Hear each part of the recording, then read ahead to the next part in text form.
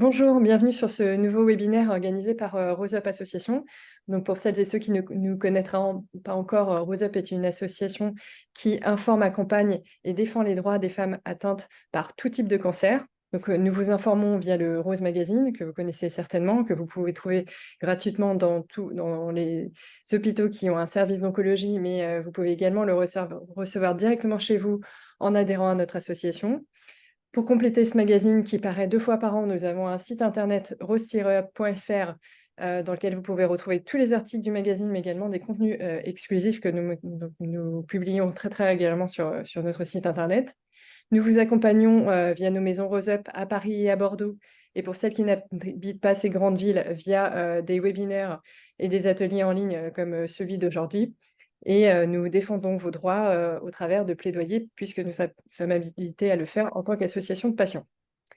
Voilà pour la présentation. Je me présente également, je m'appelle Émilie Groyer, je suis journaliste scientifique et rédactrice en chef du site internet de rose-up.fr. Aujourd'hui, j'anime un webinaire sur la biopsie liquide. Et donc, je laisse la co-inventrice de ce terme se présenter.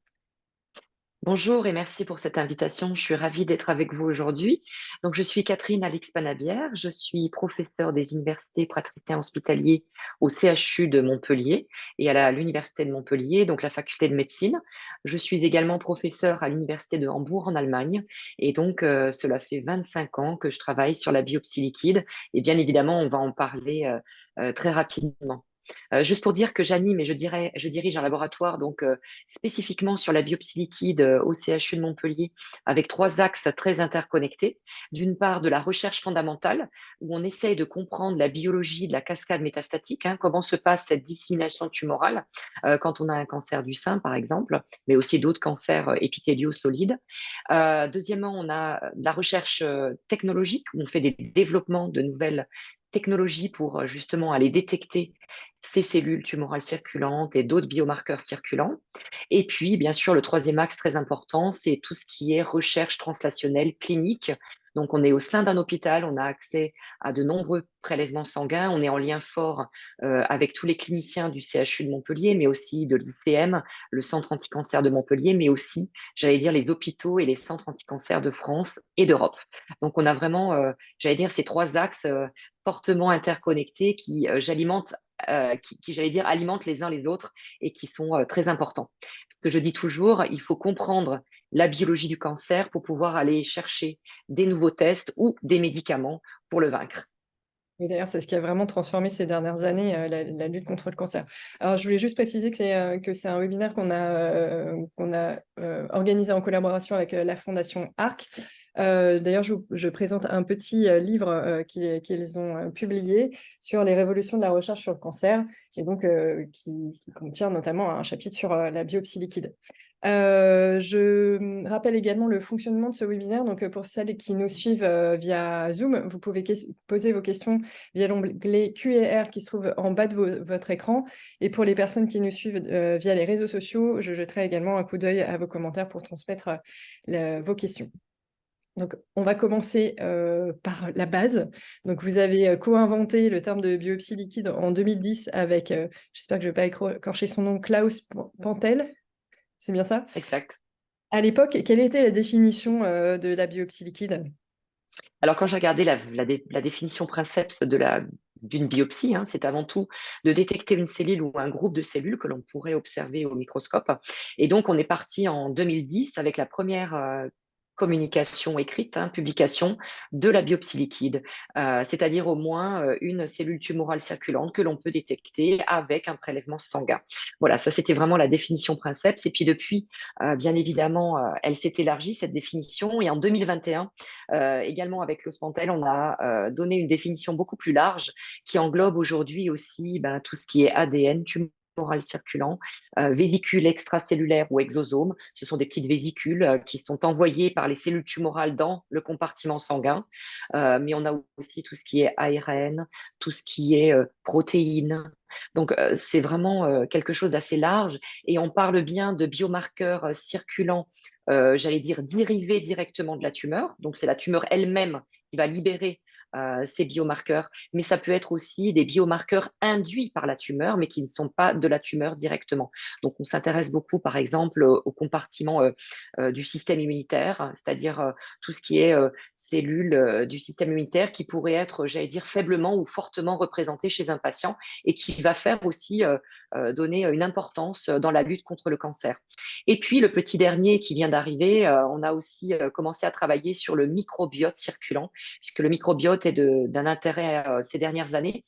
Mais voilà, nous, on arrive avec un simple prélèvement sanguin à accéder à ce microbiote circulant. Voilà.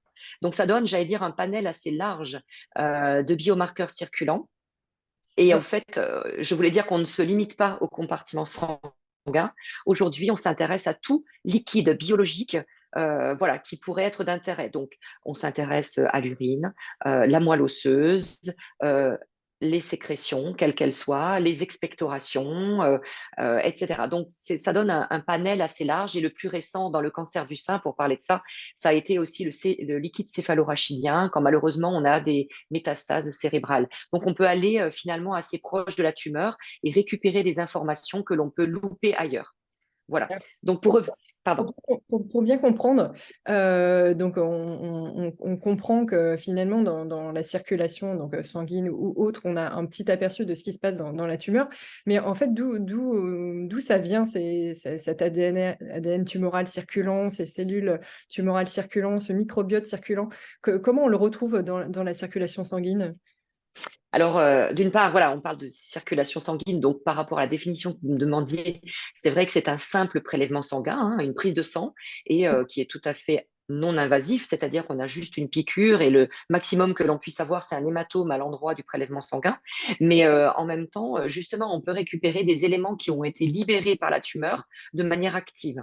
Donc, ce qui est intéressant, c'est qu'il y a des cellules qui vont être plus agressives que les autres, qui vont se décrocher de la matrice dont elles étaient accrochées, des voisines, des cellules voisines, et se retrouver proche d'un vaisseau sanguin et accéder comme ça au compartiment sanguin. Ce qui fait qu'avec une simple prise de sang, on peut avoir accès à cette cellule qui circule. Alors, ce qui est intéressant aussi, c'est que on parle de biopsie liquide en temps réel parce qu'on sait que les cellules tumorales circulantes, et j'y reviendrai sur l'ADN tumoral circulant, a un temps de demi-vie très court. Ça veut D'accord. dire qu'en quelques heures, en moins de 2 heures, finalement, les cellules vont mourir. Soit elles arrivent à aller quelque part où elles peuvent se ressortir du compartiment sanguin et aller se loger dans un autre organe, malheureusement, ou alors elles vont être attaquées par le système immunitaire et elles vont être détruites immédiatement. En tout cas, ce temps de demi-vie de moins de 2 heures est très important puisque quand on a un prélèvement sanguin et qu'on arrive à détecter quelque chose, c'est que ça vient juste d'arriver. Ce n'est pas une cellule qui va voyager pendant 6 mois, 2 semaines, etc. Donc, ce qui nous donne finalement un test très intéressant, puisque c'est quelque chose que l'on peut évaluer au moment de la prise de sang. Et ça, c'est primordial. Le deuxième point, c'est l'ADN tumoral circulant. Lui, il a une biologie un peu différente. Ce sont des cellules qui vont mourir par apoptose, on parle de ça en biologie, ou par nécrose. En tout cas, elles vont mourir, elles vont exploser et elles vont libérer de l'ADN. Et donc, cet ADN se retrouve aussi dans le sang. Et c'est comme ça qu'on arrive, avec un simple prélèvement sanguin, à aller rechercher des informations à différents niveaux, et on y reviendra, que ce soit si on veut aller accéder à une cellule, et on verra la cellule, quel avantage elle a par rapport à l'ADN, ou l'ADN, quel avantage il a par rapport à la cellule, etc. Mais pour moi, ça reste quelque chose de très complémentaire, avec des informations qui sont, j'allais dire, totalement complémentaires, puisque c'est des éléments circulants totalement différents. Et ce que je dis toujours à mes étudiants, c'est que je pense que demain, on aura un test sanguin avec une combinaison de biomarqueurs. Et ce sera ça la définition de la biopsie liquide. On ne va pas juste se baser sur un seul biomarqueur. Le cancer est complexe, il faut aller par différentes facettes, aller rechercher quelles sont les informations qu'on peut retirer dans le sang, par exemple. Alors, on parle de biomarqueurs depuis tout à l'heure, de prélèvements sanguins, mais concrètement, une fois que vous avez ce prélèvement de sang, comment vous arrivez à détecter ces cellules tumorales circulantes ou cet ADN tumoral circulant? Donc, c'est via Alors, ces Le marqueur dont vous parlez ou... Voilà, c'est ce qui est assez extraordinaire justement, c'est de se dire que ces dernières années, on a eu des progrès technologiques assez incroyables, que ce soit au niveau des cellules, que ce soit au niveau de la détection de l'ADN, ce qui fait qu'on a pu progresser aussi dans cette discipline de la biopsie liquide à grands pas. Ce qui n'était pas le cas il y a 10 ans, ben, on peut faire des choses aujourd'hui et je suis sûre que dans 5 ans, on fera encore d'autres choses qu'on n'imagine pas aujourd'hui. Et c'est là où est toute la force aussi d'aller rechercher des événements qui sont extrêmement rares, comme par exemple des cellules tumorales circulantes, on peut en avoir 2, 5, 10 dans 10 ml de sang. Et c'est ce que l'on peut considérer comme étant ce qu'il y a de plus rare en biologie aujourd'hui. Donc, bien évidemment, on a des systèmes pour aller enrichir notre échantillon.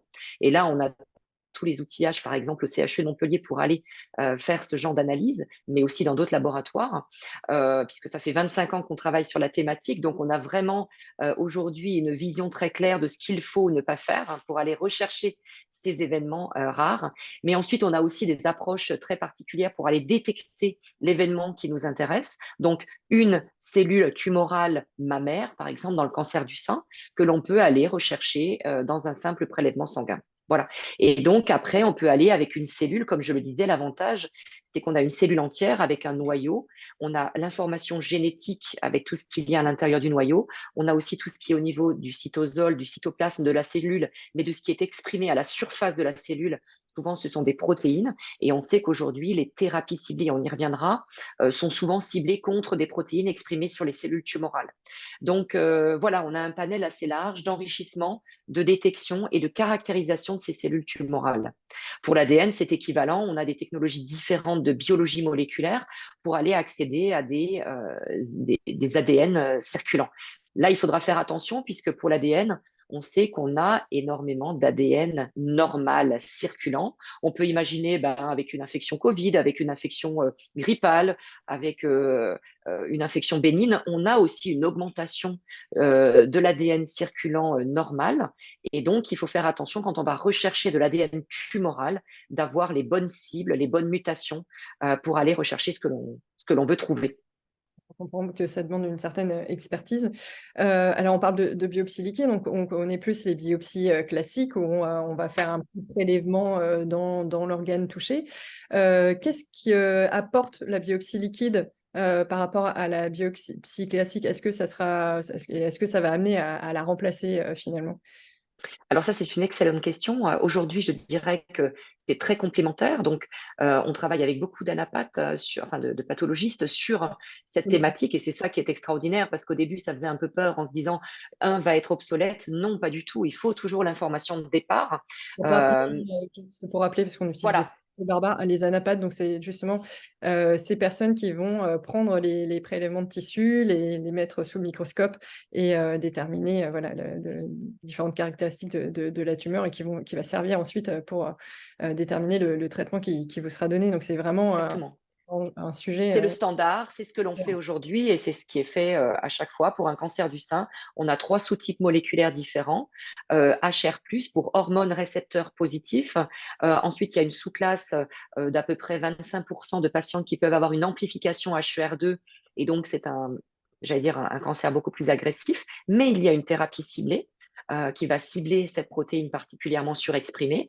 Et puis le triple négatif, qui est un cancer très agressif, puisque lui n'a pas de marqueur exprimé spécifique à la surface des cellules.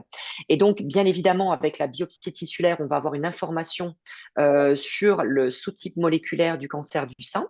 Ce qui est intéressant de dire, c'est qu'avec la biopsie liquide, on a déjà remarqué que c'était complémentaire parce qu'on avait des informations qui étaient différentes. Donc, il y a des fois des discordances entre la biopsie tissulaire et la biopsie liquide. Et on peut imaginer très bien que si l'on met une aiguille à un endroit donné et que si on l'avait mis 1 centimètre à droite ou à gauche de là où on l'a mise, on pourrait avoir une information un tant soit peu différente.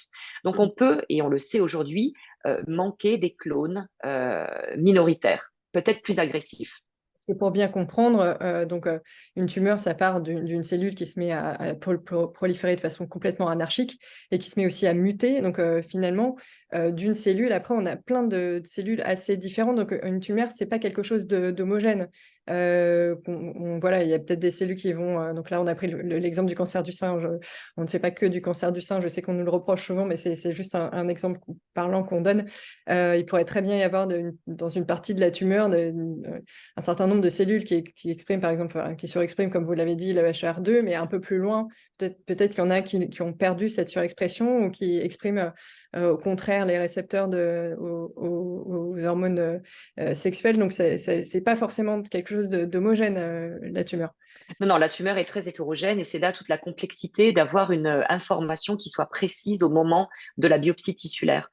Voilà, donc c'est pour ça que la biopsie liquide permet d'avoir en temps réel accès à l'hétérogénéité tumorale, puisqu'on a des cellules tumorales circulantes qui vont émerger de cette tumeur initiale et qui peuvent être différentes de ce qu'on aura vu avec la biopsie tissulaire. Et c'est là où ça met tout l'intérêt de les associer et de les avoir en complémentarité.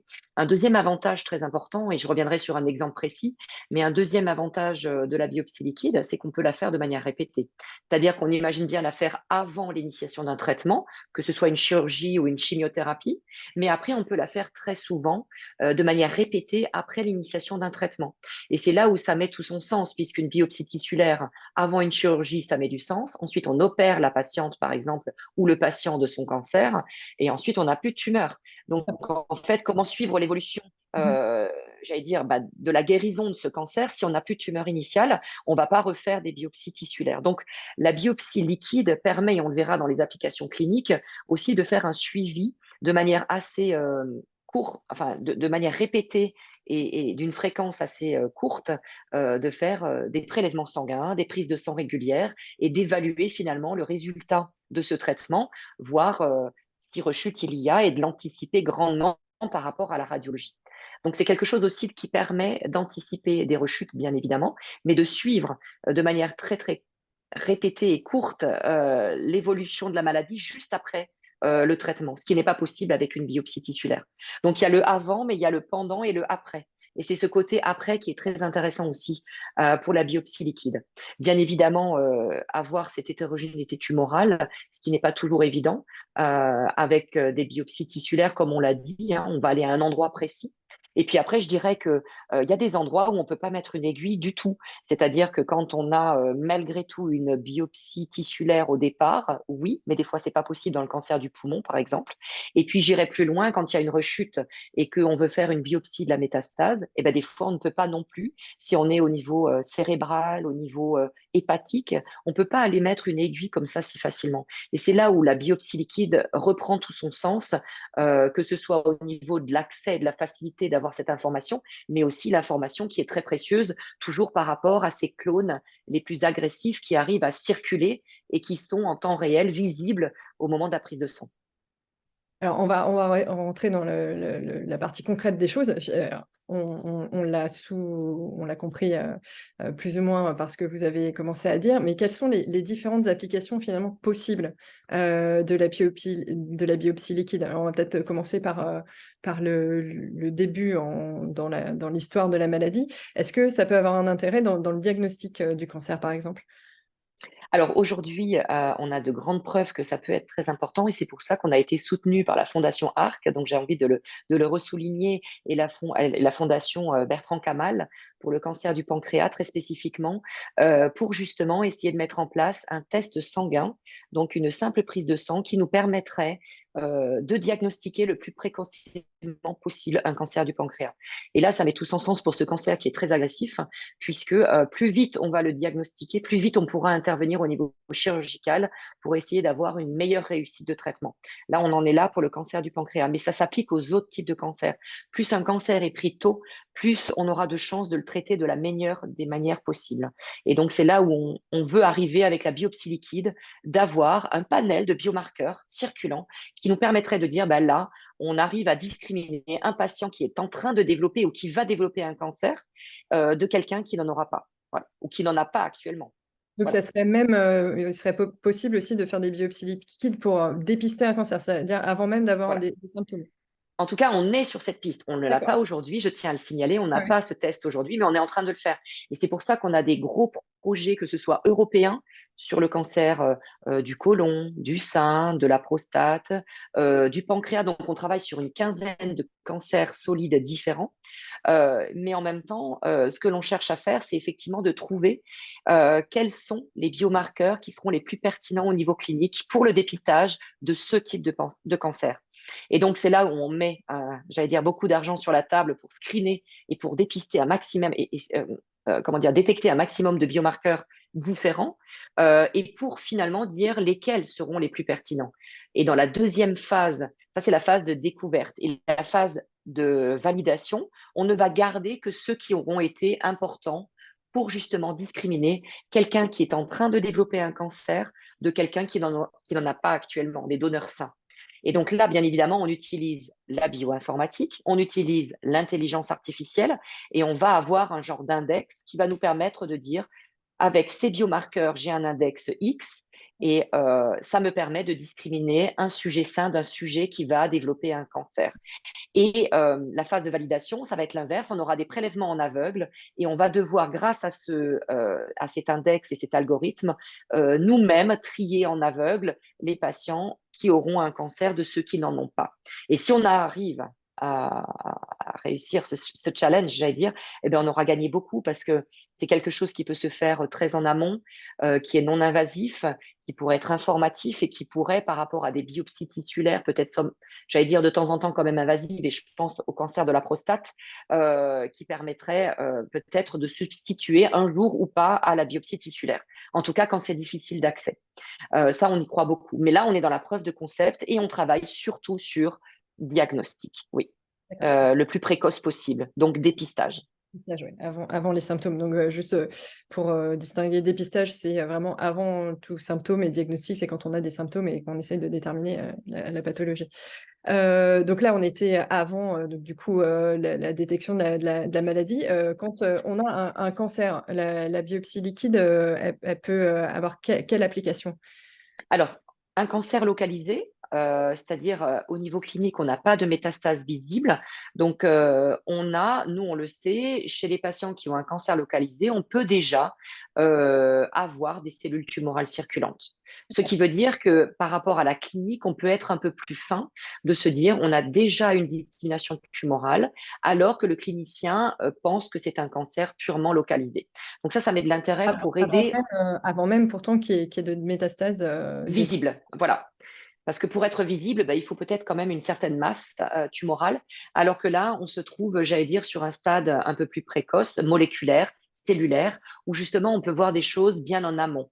Et donc là, on sait que dans à peu près 10% des cas, on peut, quels que soient à peu près différents types de cancers différents, on peut déjà avoir des cellules tumorales circulantes alors qu'on est sur un cancer purement localisé au niveau clinique. Bien évidemment, on aura pu aussi démontrer que dans ce cas-là, il y a des rechutes plus rapides que chez d'autres cas de figure. Ça met du sens puisqu'on avait déjà dissémination tumorale. Mais si on le sait à suffisamment tôt, là aussi, on pourrait essayer de discriminer au diagnostic du cancer localisé s'il y a des cellules tumorales circulantes, mais je parle des cellules tumorales circulantes, mais on peut aussi mettre d'autres biomarqueurs dans la Oui, oui. discussion.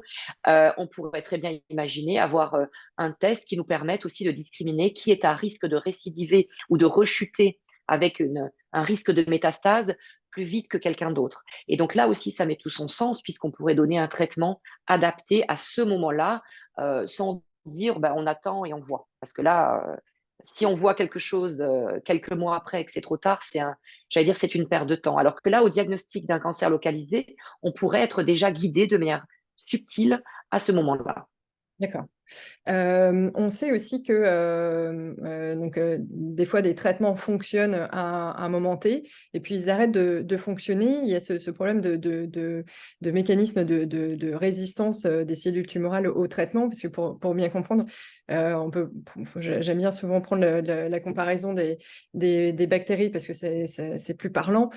Finalement, la tumeur, c'est un peu comme un micro-organisme, enfin un petit organisme en lui-même et qu'elle est composée on l'a dit, hein, de différentes cellules qui ne sont pas forcément toutes les mêmes, et que si un traitement arrive à en tuer certaines, il peut arriver qu'il y en ait d'autres qui, grâce à des mutations, réussissent à développer un mécanisme de résistance contre ce traitement, et du coup, le traitement qui a fonctionné à un moment T ne fonctionne plus et il faut changer de traitement.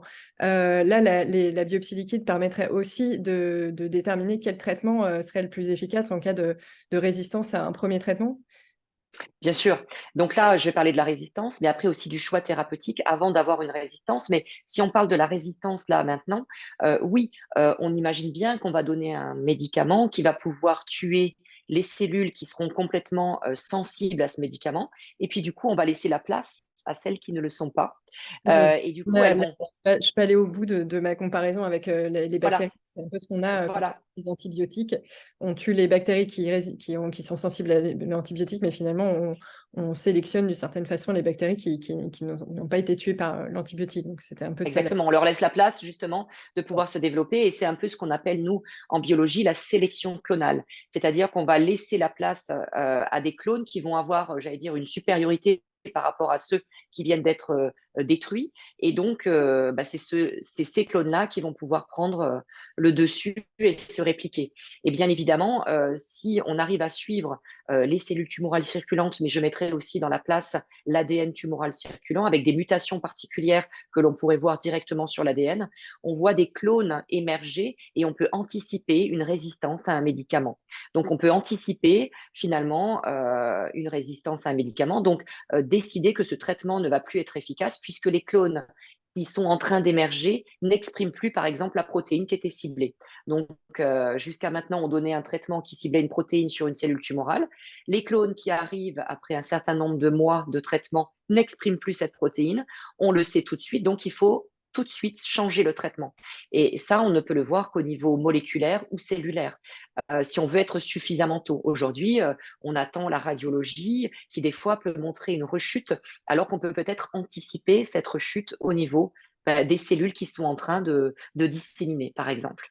Et donc, en analysant ces cellules qui sont parties dans la circulation, on peut identifier des nouveaux marqueurs qui vont servir de cible Tout à fait. On peut voir quels sont les clones qui émergent et peut-être donner justement le traitement le plus adapté en fonction de ce que ces nouveaux clones expriment. Et même avant d'avoir une résistance, on peut aussi se dire, au moment du diagnostic, on a des cellules tumorales circulantes et on peut aussi, au fur et à mesure, voir quelles sont les protéines exprimées sur les cellules tumorales circulantes en comparaison de ce qui est exprimé dans la biopsie tissulaire. Et de se dire, si on n'a pas vu quelque chose dans la biopsie tissulaire, mais qu'elle est visible sur les cellules tumorales circulantes, se dire, attention, on ne l'a pas vu là, peut-être qu'on a manqué des clones minoritaires, des cellules tumorales isolées là où on n'a pas mis l'aiguille, là où on n'a pas fait la biopsie, mais que dans la circulation sanguine, on a déjà accès à des clones plus agressifs puisqu'ils ont déjà quitté la tumeur initiale, qui sont en train justement de circuler, potentiellement qui peuvent atteindre un autre site, et de se dire c'est cela aussi qu'il faut arriver à cibler. Et s'ils expriment des protéines particulières, donner le traitement le plus adapté. Ok, donc avant Donc le choix thérapeutique peut être justement guidé par la biopsie liquide, mais aussi la résistance à un traitement est guidée pour guider le meilleur traitement à ce moment-là. D'accord. Est-ce qu'on a oublié, est-ce qu'il y a d'autres applications possibles qu'on n'aurait pas citées? Donc, on parlait de dépistage.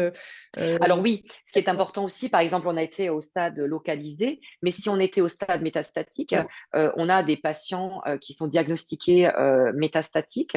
Donc là aussi, c'est intéressant au diagnostic de la maladie métastatique de se dire, est-ce que ce patient va avoir finalement une maladie agressive, très agressive, et le choix du traitement peut être donné aussi en fonction du nombre de cellules tumorales circulantes. On sait qu'on a un niveau, un cut-off, j'allais dire un niveau qui est de 5 dans le cancer du sein, mais aussi dans le cancer de la prostate, dans 7,5 ml de sang. Vous voyez, donc c'est pas grand-chose comme nombre de cellules.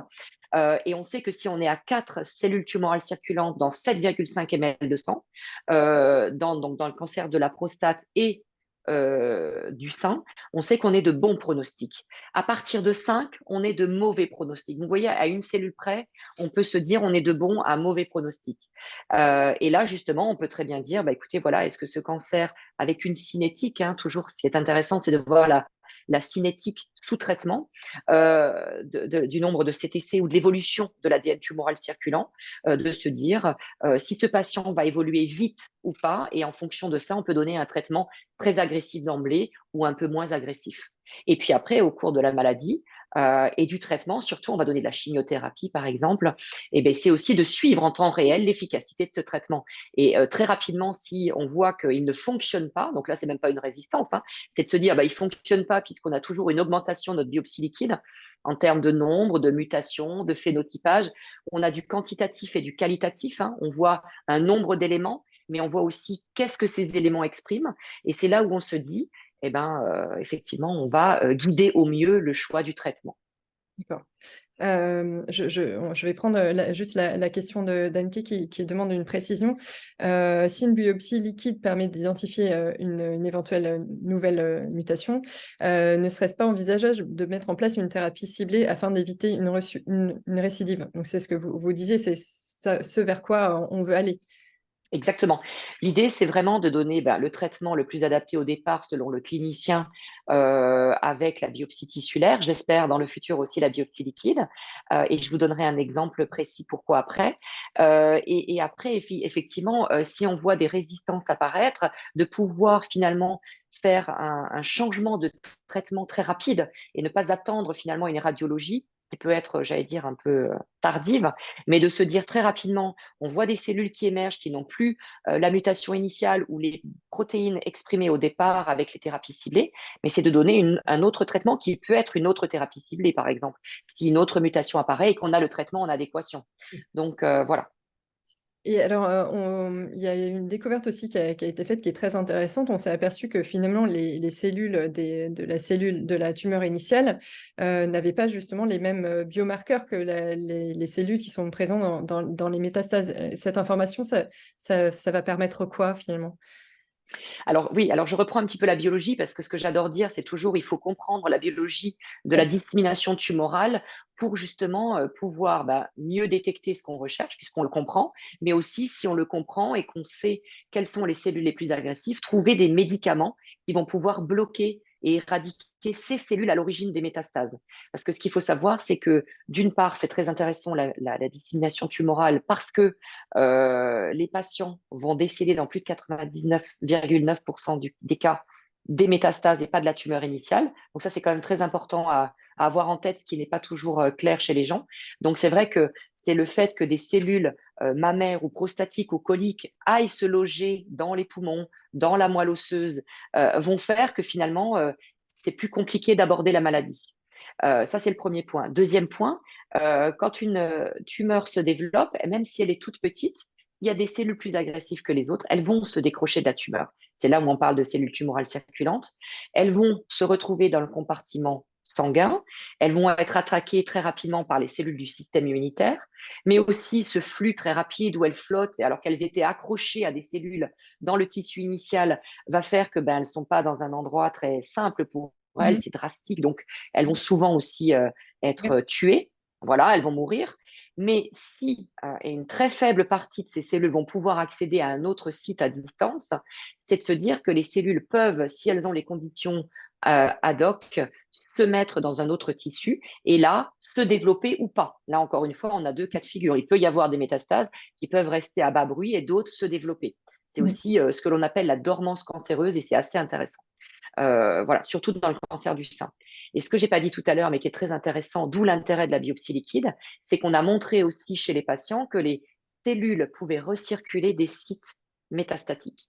Donc, D'accord. quand on a ce fameux prélèvement sanguin dont on parlait tout à l'heure et la biopsie liquide, on n'a pas seulement les cellules de la tumeur initiale, mais on a, j'allais dire, une vision globale de ce qui se passe à l'instant T chez un patient au moment du prélèvement sanguin, puisqu'on a des cellules qui proviennent de la tumeur initiale, mais aussi des métastases.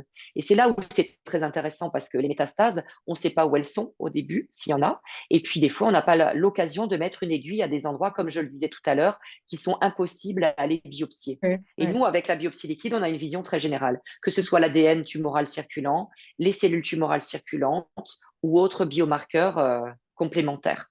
D'accord. Donc, Et donc, intéressant comme votre question de dire, oui, la tumeur initiale et la tumeur secondaire n'est pas la même parce qu'il peut s'écouler de nombreuses années Et c'est pour ça qu'une biopsie tissulaire qui a été mise dans un bloc de paraffine pour aller les examiner sous le microscope, qu'on aurait fait avant une chirurgie, par exemple, ne serait plus valable 10 ans après si le cancer devait évoluer. En 10 ans, le cancer n'est plus le même qu'au départ. Et bien évidemment, s'il y avait une métastase 10 ou 5 ans après, elle n'aurait plus le même profil génétique, ni le profil immunitaire ou le profil protéique, puisque c'est comme une évolution qui s'est faite à bas bruit sans qu'on s'en soit aperçu. Et donc, cette nouvelle, entre guillemets, rechute tumorale ne va pas être identique à la première. Donc, on n'ira jamais ressortir le bloc de paraffine d'il y a 10 ou 20 ans. On ira essayer de rechercher qu'est-ce qui se passe aujourd'hui. Et là, encore une fois, la biopsie liquide est de grand intérêt, surtout quand la métastase n'est pas accessible. Alors, c'est vrai que là, on parle beaucoup de toutes les applications possibles de la biopsie liquide et tous les espoirs que ça génère. Et du coup, on a aussi beaucoup de questions qui arrivent sur qu'est-ce qui est possible actuellement. Parce qu'on a Elisabeth qui dit qu'elle a une résistance actuellement aux thérapies ciblées et à la chimiothérapie. Elle a un cancer du poumon. Elle attend son scanner et du coup, elle se demande si, dans son cas, la biopsie liquide peut être utilisée. Où est-ce qu'on en est actuellement Voilà. Alors, où est-ce qu'on en est? l'application? C'est une Voilà. très, très bonne Qu'est-ce question. qui Oui, est oui, fait oui. en routine j'imagine que l'avancée n'est pas la même suivant les localisations de cancer. Donc voilà. Oui, alors, en France, il n'y a qu'un seul test biopsie liquide qui est remboursé par la Sécurité sociale aujourd'hui. C'est dans le cancer du poumon. C'est en fait, et c'est de seconde intention, c'est-à-dire qu'au départ, quand on veut identifier euh, la caractéristique moléculaire d'un cancer du poumon, on va normalement aller faire une biopsie tissulaire. Et en fait, c'est ce qui doit être fait en premier, c'est le standard.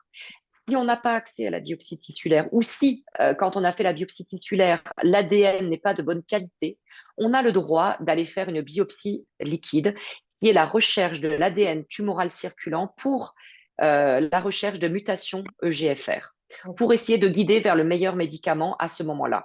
Mais c'est la seule, aujourd'hui, j'allais dire, la seule euh, indication pour la biopsie liquide qui est reconnue et remboursée par la sécurité sociale. Donc, je voulais juste mettre en avant qu'effectivement, dans le cancer du sein, on a eu la seule étude française qui a démontré l'utilité clinique des cellules tumorales circulantes chez les patientes qui avaient un cancer du sein hormone récepteur positif, puisque là, on a le choix pour le clinicien de donner, suivant les critères cliniques, soit de l'hormonothérapie, soit de la chimiothérapie. Et dans l'étude que l'on a faite en France avec l'ICM à Montpellier, le CHU de Montpellier, l'Institut Curie à Paris et d'autres centres en France, c'était vraiment une grosse étude avec 850 patientes qui ont pu être recrutées dans ce projet. Et la seule et la première au niveau international qui a démontré que de se baser sur la biologie et juste le comptage des cellules tumorales circulantes, comme je l'ai dit tout à l'heure, jusqu'à 4 de bons pronostics, on donnait de l'hormonothérapie. À partir de 5, on disait aux cliniciens de donner de la chimiothérapie. Et si vous voulez, c'était pour essayer de démontrer qu'on pouvait guider davantage et mieux le choix du traitement pour le clinicien, l'oncologue médical, en se basant sur la biopsie liquide. Et Et aller ces vers résultats ont été, voilà, et ils ont super. été publiés. Ils sont très positifs. Et c'est pourquoi, je finirai là-dessus, en tout cas pour cette question précise, on a été déposé le 3 octobre 2023 un dossier à l'HAS Oui. pour essayer d'avoir un remboursement de ce test. Parce qu'aujourd'hui, on a évalué la qualité de vie des patientes, on a évalué aussi le coût pour l'État, c'était une évaluation médico-économique, et on s'est rendu compte que finalement, eh ben, c'était tout bénéfice pour le patient, pour le clinicien, mais surtout pour le patient. Et c'est là où on se dit, ben, on aimerait bien le proposer à davantage de patients aujourd'hui, mais il faut qu'on ait un tampon de l'HAS pour avoir l'autorisation d'avoir un test reconnu. Voilà. Donc, c'est là où on en est aujourd'hui, en fait. Donc, pour expliquer, hein, la l'AHS, c'est la Haute Autorité de Santé. Et donc, quand il y a des résultats d'essais cliniques, pour obtenir le remboursement du médicament, on doit déjà prouver qu'il fait mieux que les traitements actuels. Donc, ça, c'est la l'AHS qui le détermine. Et ensuite, c'est la caisse d'assurance maladie qui va déterminer son prix et son remboursement, même si on peut des fois avoir accès de façon précoce à certains médicaments parce qu'ils ont montré leur intérêt vraiment par rapport au traitement actuel. Où est-ce qu'on en est des autres cancers? Est-ce qu'il y a des cancers où il y a des freins? Quels sont les freins finalement à la biopsie liquide? Parce que la théorie, on a bien compris, mais qu'est-ce qui peut freiner la mise en Oui. pratique de la biopsie liquide? Alors, ce qui peut freiner la pratique clinique aujourd'hui, c'est juste d'arriver à démontrer l'utilité clinique de ce test, c'est-à-dire quel patient, quel médicament, à quel moment, quel cancer. Et dès qu'on arrive à mettre en place, comme l'étude dont je viens de parler dans le cancer du sein, de démontrer que, de faire, j'allais dire, un changement thérapeutique pour démontrer qu'on peut faire aussi bien, sinon mieux, que ce que l'on fait en routine. Et ce genre d'études sont assez lourdes, sont coûteuses, prennent du temps. Mais en fait, ça devient très compliqué de démontrer ce genre de choses aujourd'hui. Mais c'est pour ça qu'on met tous nos efforts ensemble au niveau européen. Et je suis très active dans la Société européenne de biopsie liquide, où justement on travaille non pas seulement en France, mais on est très lié en France sur cette thématique, mais aussi avec l'Allemagne, l'Italie, l'Espagne, en fait un grand nombre de pays en Europe pour essayer d'arriver au même but, introduire la biopsie liquide en routine et d'essayer de mettre toutes nos forces ensemble et essayer, parce que les gens ne le voient pas toujours, mais de travailler dans la même direction. Parce que il y a beaucoup de tests, il y a beaucoup de techniques différentes et j'ai l'impression qu'on travaille un peu tous de différentes manières. Et nous, ce qu'on veut, c'est homogénéiser tous les protocoles, tous les tests, pour qu'on puisse dire, on met un tampon de la Société européenne de biopsie liquide pour dire, voilà, si vous voulez détecter ça dans ce type de cancer, il faut faire ça. Et si vous ne le faites pas, vous êtes hors des clous et vous ne pouvez pas le faire. Voilà. Donc ça, c'est vraiment ce qu'on est en train de faire aujourd'hui. Ça demande beaucoup de temps et d'efforts, mais c'est très passionnant et on ne lâchera rien, en fait. Voilà. Après, en France, c'est vrai que, comme je l'ai dit, on a juste ce test dans le cancer du poumon. Mhm. Je dirais que ce qui est intéressant au niveau de la biologie des différents cancers, c'est que la physiopathologie des cancers sont tous différents d'un cancer à l'autre. Donc, par exemple, on sait que dans le cancer du sein, le cancer de la prostate, on peut relativement facilement trouver des éléments de la biopsie liquide. Ils sont assez ostéophiles, c'est-à-dire que malheureusement, ils vont aller se loger dans l'os et donc ils circulent assez facilement dans le compartiment sanguin. Pour le cancer du pancréas, pour le cancer du côlon, on sait qu'il y a le foie qui se situe avant la veine périphérique quand on fait un prélèvement sanguin. Et donc l'idée, c'est de dire oui, on voit des choses, et ça va être intéressant dans le futur, mais attention, le foie, c'est là où se trouvent majoritairement les métastases. Donc les métastases hépatiques dans le cancer du côlon, dans le cancer du pancréas. Donc c'est un peu comme un organe éponge des cellules tumorales, et c'est là où on va retrouver principalement les métastases dans ce type de cancer. Donc, on a même des études où pendant la chirurgie, on peut aller chercher un prélèvement sanguin dans la veine porte, qui est celle qui draine la tumeur, mais qui est juste avant le foie. Et là, on trouve énormément d'éléments qui nous permettent, en tout cas pour nous, peut-être de ne pas faire de la routine aujourd'hui, et encore à voir dans des cancers localisés qui sont opérés, mais en tout cas d'aller faire de la recherche scientifique pour mieux comprendre ce qui se passe et après de l'appliquer dans le sang périphérique. D'accord. Dans le dépistage, ce qui nous manque actuellement, c'est qu'on ne sait pas différencier les cellules tumorales circulantes d'autres cellules. On n'a pas forcément des Alors si, marqueurs les spécifiques. cellules tumorales circulantes, en fait, sont très spécifiques. Ce sont des cellules épithéliales qui viennent de se décrocher d'un cancer épithélial. C'est-à-dire, une cellule épithéliale, c'est un cancer, enfin, c'est une cellule qui va être adhésive avec ses voisines, qui est accrochée à un socle. Elle n'a aucune raison de se décrocher. Donc, dans des cancers, enfin, dans des pathologies bénignes ou chez des sujets sains, on ne retrouve pas des cellules épithéliales qui circulent. Donc, c'est-à-dire qu'on ne va pas retrouver des cellules mammaires, des cellules coliques, des cellules pulmonaires dans le sang. D'accord. On ne le retrouve que quand c'est une cellule maligne, cancéreuse. Donc, si vous voulez, là, on n'a pas de mal à différencier une cellule sanguine, qui normalement est dans notre sang, d'une cellule épithéliale, qui, elle, n'a rien à faire dans le sang. D'accord. Donc, finalement, est-ce que, je pose une question idiote, mais comme vous parliez de seuil, est-ce qu'on pourrait imaginer qu'on fasse des prises de sang régulièrement pour voir si on détecte des cellules tumorales circulantes dans notre sang et intervenir si on voit qu'elles dépassent un certain seuil? Je dis sans symptômes, mais Alors, de toute façon, si on voit des cellules tumorales circulantes, c'est qu'il y a un cancer quelque part parce qu'on n'a pas de cellules tumorales circulantes s'il n'y a pas de cancer. mais Ça, c'est le actuellement, premier point. Pour l'ADN tumoral circulant, c'est différent parce qu'on va rechercher des mutations.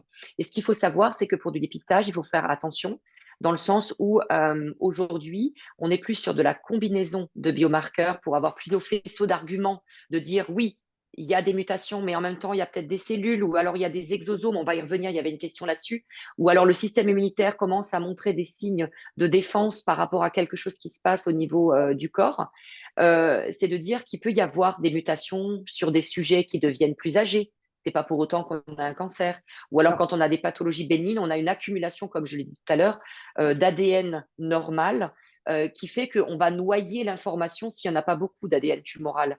Donc, j'allais dire, pour le dépistage, il faut faire attention. La mutation seule n'est pas suffisante. Souvent, l'ADN tumoral circulant est utilisé quand on connaît déjà un cancer, il est établi qu'il y a un cancer déjà, avec des types de mutations que l'on connaît et que l'on peut suivre. Mais pour du dépistage, je mets un bémol parce que je pense que le futur du dépistage sera la combinaison de biomarqueurs circulants. D'accord. Peut-être que très précocement, on aura des protéines, des choses qui vont être libérées par la tumeur et des dérèglements X ou Y. Et puis qu'au fur et à mesure qu'on va aller vers quelque chose qui va devenir de plus en plus agressif et invasif, on va voir apparaître des cellules tumorales, de l'ADN, etc. Et c'est là où ça sera très intéressant de définir cette biopsie liquide, finalement, au cours du temps de la maladie, du plus précoce possible jusqu'au tardif. Et je pense que la combinaison ne sera pas la même. Vous voyez, D'accord. donc même la définition va être dynamique.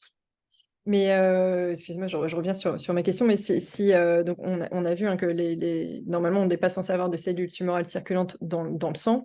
Donc si on en détecte, c'est qu'a priori il y a une tumeur quelque part, mais actuellement, juste avec cette information-là, on ne saurait pas où chercher. C'est ça un peu la limite Ben, de... disons, on ne pourrait pas se permettre juste j'allais dire, de faire ce test qui quand même est coûteux. Donc pour l'instant, on est plus, en tout cas dans la recherche translationnelle, sur des populations à risque. Dans le cancer du pancréas, là, on va regarder, j'allais dire, sujets sains, Mhm. sujets qui ont une pathologie bénigne du pancréas, stade très précoce du pancréas, etc., pour essayer d'être sur une signature la plus précoce possible. Mais par exemple, dans le cancer de la prostate, on a aussi une élévation du PSA, prostate spécifique antigène, qui est fait normalement, enfin, qui est fait, c'est pas l'élévation, mais on recherche le Ouais. PSA à partir d'un certain âge pour essayer de voir si quelque chose pourrait être, j'allais dire, anormal. Mais encore une fois, le PSA n'est pas spécifique d'un cancer, il est spécifique du tissu prostatique. Donc, quand on fait du vélo, on a une augmentation du PSA, par exemple. Et donc, quand on a une maladie bénigne de la prostate, on a une élévation du PSA. Mais entre 4 et 10 nanogrammes par ml, on ne sait pas si c'est une pathologie bénigne ou si ça peut être peut-être un cancer qui va démarrer. Donc, là, il faut suivre le patient. Il peut y avoir des biopsies tissulaires. C'est quand même 12 aiguilles dans la prostate. Et c'est là où on essaye aussi, nous, en parallèle, de trouver une signature sanguine qui pourrait pallier à ce geste invasif aujourd'hui. Donc Vous voyez, finalement, donc il y a quand même pas mal de choses où on pourrait être déjà sur des populations à risque, je dirais, plutôt que du screening à grande échelle. donc on a bien compris, le maximum va être fait pour des cancers un peu silencieux ou qu'on détecte souvent à des stades trop avancés pour essayer de le faire un peu plus précocement et pour agir quand on a le plus de possibilités de résultats. Alors du coup, pour en revenir à cette biopsie liquide qui a l'air tellement magique, donc on a bien compris hein, que pour l'instant, elle est loin d'être développée en routine. C'est vraiment... Alors loin, je dirais peut-être pas, je veux être Oui, alors positive on en parce est. Alors que voilà. c'est dans les mains de la haute autorité de santé, donc Ouais. pourquoi pas? Si demain ils nous donnent un tampon sur notre enveloppe et qu'on nous dit, bah écoutez, on peut pas faire d'ailleurs de preuves supplémentaires plus intéressantes. On est sur le niveau numéro un de Mhm. preuves de concept et même en pratique clinique, ça a été fait. Je vous l'ai dit, sur presque 900 femmes atteintes d'un cancer métastatique. Donc aujourd'hui, on espère vraiment que l'HAS va nous suivre. Donc on y croit beaucoup. Et puis il y a d'autres biomarqueurs en route. On a cette force française, mais cette force européenne, en lien avec l'Asie et les États-Unis. Donc je me dis, on va quand même arriver à faire quelque chose dans un futur proche. Je reste assez optimiste Oui, malgré tout. oui. Oui, parce que c'est vrai que là, actuellement, les spectatrices qui nous regardent, Mm. pour la plupart, sont touchées par un cancer, pour certaines par un cancer métastatique. Donc, il y a quand même une urgence à Oui. avoir accès à ce genre de traitement, enfin d'examen. Il y a Christelle, par exemple, qui nous demande comment on pourrait faire pour accélérer les choses auprès de la HAS et bénéficier précocement de la biopsie liquide. Est-ce qu'il faut forcément passer par des essais cliniques pour chacun des types de cancers? Est-ce qu'il y a, c'est vrai, finalement, vu que la théorie est commune finalement, à tous les cancers, est-ce qu'il sera nécessaire de le valider pour chacune des localisations? Pour les médicaments, on sait qu'on peut bénéficier de certains médicaments en accès précoce, par exemple en entrant dans des essais cliniques. Est-ce qu'il y a un moyen de bénéficier un peu plus rapidement de cette biopsie liquide et de ses avantages? Bah, écoutez, aujourd'hui, c'est compliqué parce qu'effectivement, en France, on a des règles qui sont très strictes. Et c'est vrai que dans certains projets européens, on travaille aussi avec des associations de patients. Et souvent, ça peut aider d'avoir effectivement des associations de patients qui peuvent aider justement à essayer d'aller plus vite. Alors, auprès de l'HAS, je ne sais pas. Je vais essayer de me renseigner. Justement, c'est une très bonne question de savoir comment on peut faire pour essayer d'aller plus vite sur des décisions qui me paraissent cruciales parce qu'aujourd'hui, quand on a un prélèvement sanguin et qu'on arrive à compter le nombre de CTC, qu'on arrive à voir aussi qu'est-ce que les cellules expriment à cet instant T, euh, on sait quoi faire, entre guillemets. On sait déjà aujourd'hui qu'est-ce qu'on peut faire. Donc, c'est bête de ne pas en faire profiter au plus vite à des patientes. Mais en tout cas, on n'est pas autorisé à le faire et donc on ne le fait pas, à part dans le cadre de recherches cliniques bien ficelées et cadrées, malheureusement. Mais on avance quand même et on y croit parce que je pense que le fait d'en avoir déjà une application acceptée va pouvoir malgré tout aider les autres pays d'Europe, mais aussi nous en France d'avoir peut-être d'autres applications dans d'autres types de cancers, d'autres stades du cancer en question qui est le sein, etc. Donc oui, j'y crois beaucoup quand même aussi. D'accord.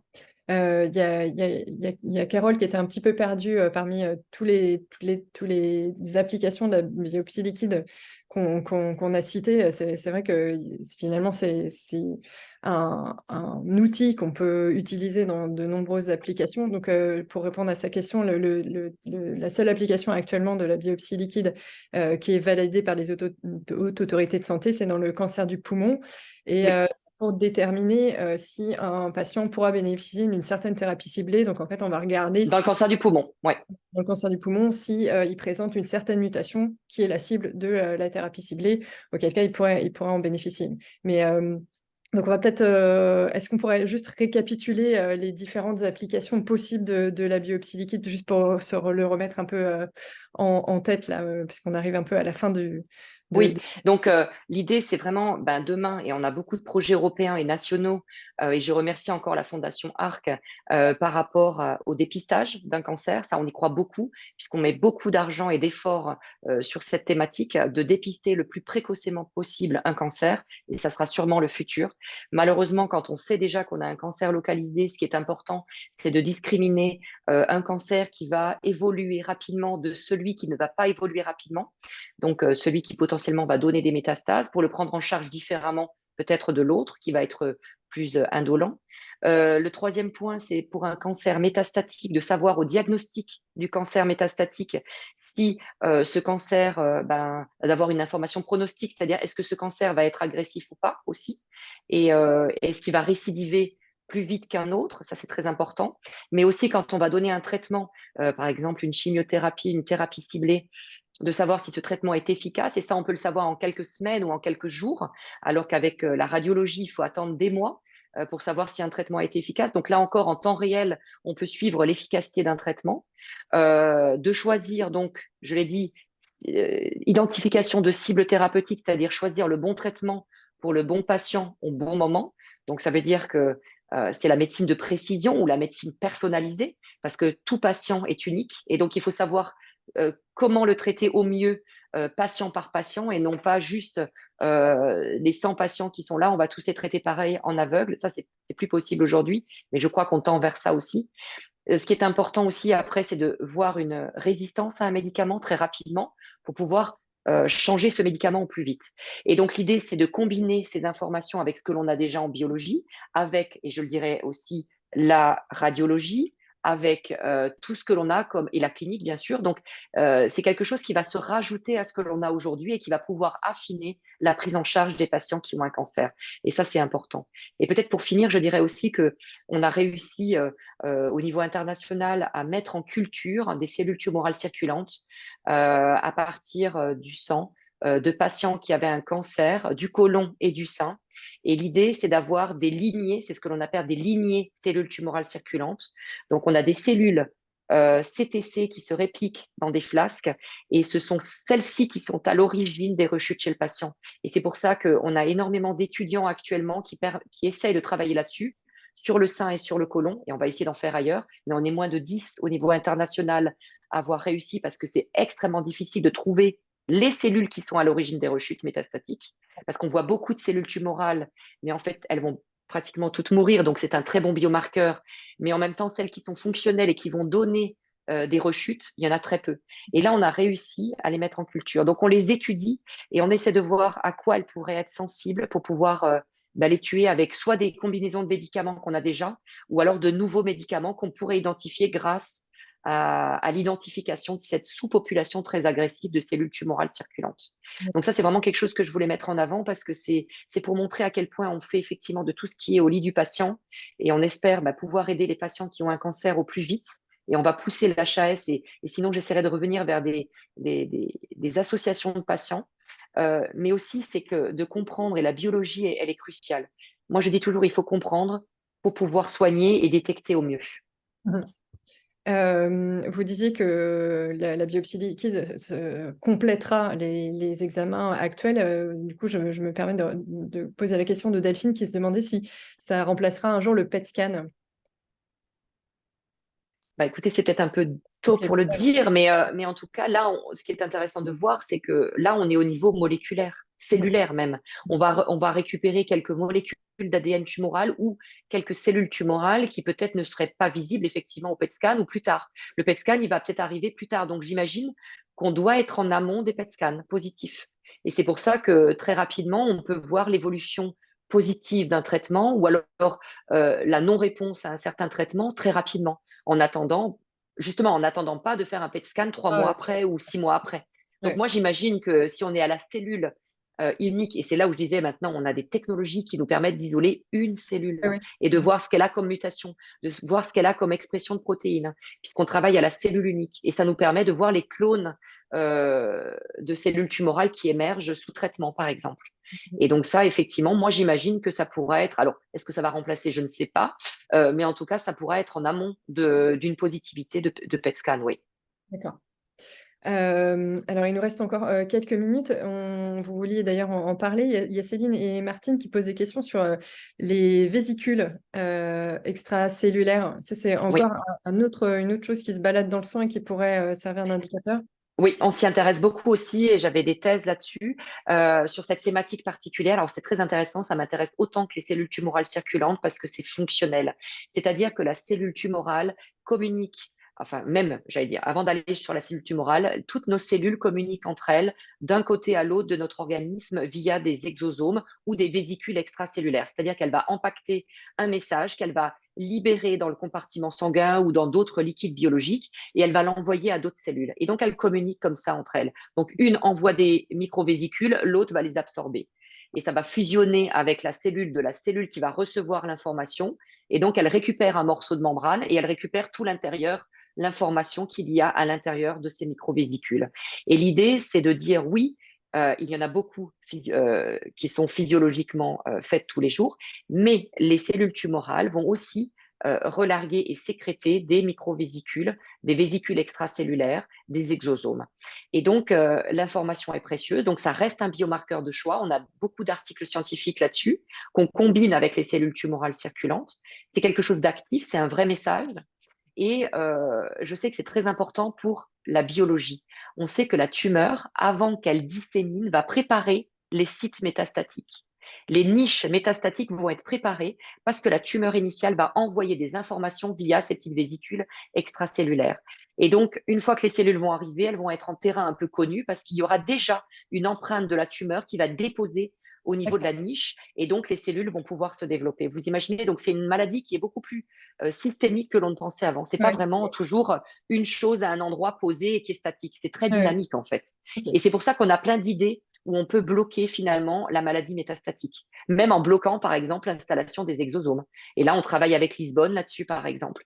Donc il y a D'accord. plein d'idées qui sont hyper intéressantes pour essayer de bloquer pas seulement à l'état de la tumeur initiale ou de la cellule tumorale, mais aussi des exosomes, parce que ça reste quelque chose de fonctionnel.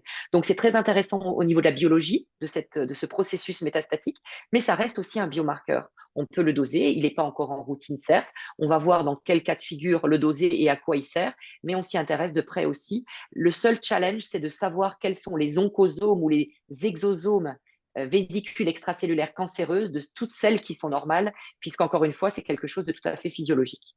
Mais c'est passionnant. Et on y est aussi dessus.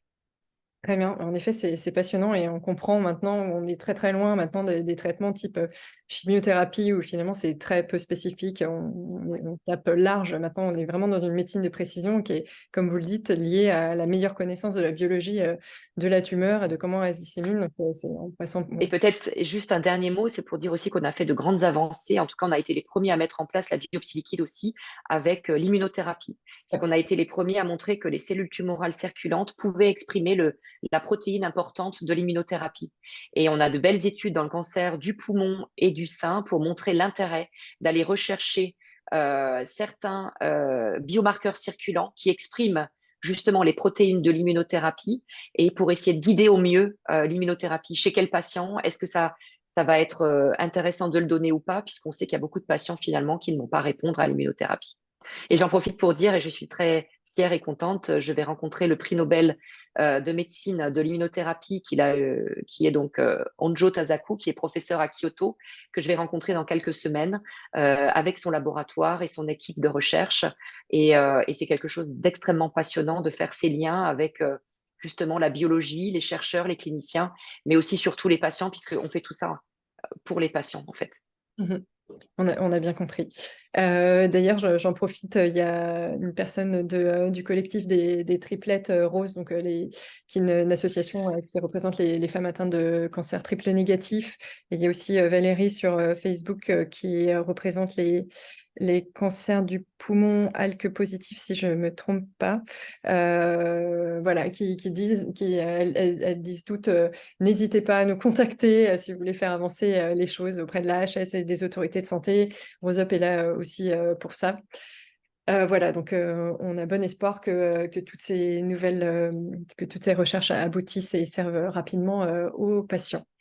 Est-ce que vous voulez rajouter une dernière chose avant qu'on se quitte, quelque chose qu'on aurait oublié d'aborder durant cette heure? Non, je voulais juste vous remercier de m'avoir convié à cette interview parce que je pense que c'est important de parler de la biopsie liquide. Je vous invite à aller peut-être à Paris si vous avez l'occasion pendant les fêtes ou à un autre moment d'aller voir l'exposition cancer à la Villette soutenue par l'INCa où justement le président et le directeur de l'INCa m'ont demandé de parler de la biopsie liquide parce que l'INCa nous soutient beaucoup et croit beaucoup à cette nouvelle technologie, j'allais dire, et cette nouvelle approche. Et c'est pour dire aussi que quand Nature, le gros journal scientifique, a mis en avant les 20 découvertes les plus importantes ces 20 dernières années, en fait, ils ont souligné tout le travail que l'on a pu faire.